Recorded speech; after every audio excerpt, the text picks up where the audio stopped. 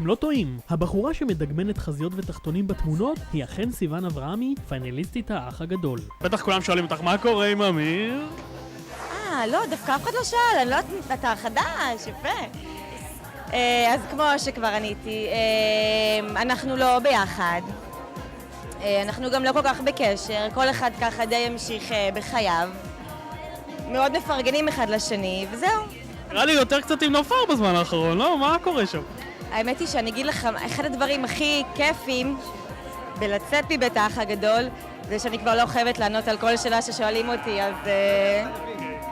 ותגידי, מה התוכניות? יש איזה קמפיין באופק, חוץ ממה שאת עושה היום, נגיד, יש עוד הצעות? יש דברים, אבל אני לא כל כך יכולה לדבר על זה, אז תדעו. יש התרגשות, זו פעם ראשונה שאת עושה כזה דבר. נכון, יש התרגשות קצת, בעיקר פחד מהעקבים, זה קצת מלחיץ אותי, אבל אני מקווה שאני אעבור את זה בשלום. אברהמי פתחה את תצוגת האופנה של טריומף להלבשה תחתונה, ויחד איתה צעדו על המסלול גם ויקי מקריאניס. אז מה ההבדל בין תצוגה של בגדי ים להלבשה תחתונה? אנחנו ערומות בכל מצב. וגם תמי טסקר ונטלי דדון, שמאחורי הקלעים גילינו שהפכו לחברות טובות. תמיד הוציא אותי טיפשה, אני לא יכולה... את יכולה לצאת מהרעיון שנייה? כמה זמן אתם מכירות? האמת היא, כלום, אני לא סבלתי אותה. אנחנו חזרנו ברומניה עכשיו, ואני באמת לא סבלתי אותה. הייתה כזה, הייתה נכנסת לתצוגה. היי. ככה, נשבעת לך.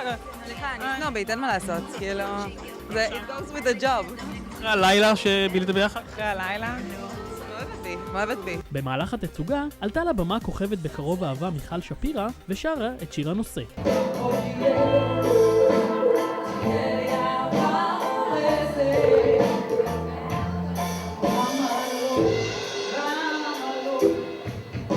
לא קצת מלחיץ? מה יגידו? מה, שהכל יהיה בסדר? שלא תיפלי? שלא ייפול משהו?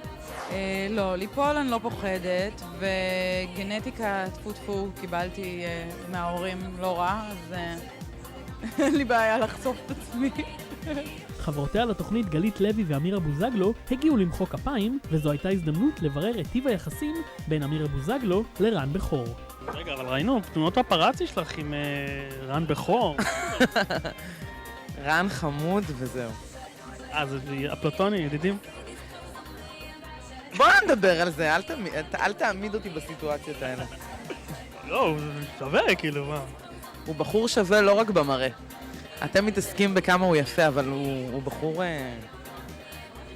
בחור מהמם בלי קשר. עם לב כזה גדול. תתפסי אותו. כן? אתה רוצה להנחות תוכניות דייטים? אתה רוצה? כי אולי יש פוטנציאל פה, אני רואה שאתה יודע לדחוף.